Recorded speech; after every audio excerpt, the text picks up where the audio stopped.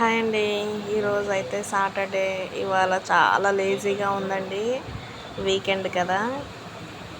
సరే ఈరోజు ఏంటో మొక్కల మీద పడ్డాను. మొక్కలు ఎలా గ్రోత్ అవుతున్నాయా ఏంటి అని చూశాను. ఇక తర్వాత ఎంత బాగోపోయినా మన పనులు మనకు ఉంటాయి కదండి.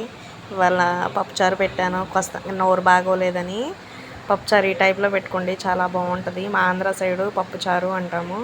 కొన్ని చోట్ల కొన్ని రకాలుగా పిలుస్తారండి. ఇది కట్టు అంటారు, కొంతమంది చారు అంటారు, రసం అంటారు. మా ఆంధ్రాలో అయితే పప్పుచారు అంటారండి.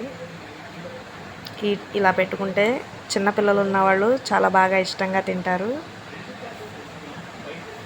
పోపు ఇలా పెట్టేసుకుని విడిగా పప్పు ఉడకబెట్టుకుని ఇట్లా టమాటాలు, పచ్చిమిరపకాయలు, ఉల్లిపాయలు అన్నీ అలా చింతపండు వాటర్లో ఉడకబెట్టేసుకోవాలి.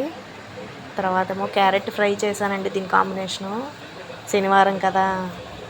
ఇలా క్యారెట్ ఫ్రై చేశానండి. ఇదిగో చక్కగా వెల్లుల్లిపాయలు వేసి తాలింపు పెట్టాను. పప్పుచారు సూపర్ కుదిరింది. ఇవాళ దుమ్ము దులుపు దంచి కొట్టు బాగా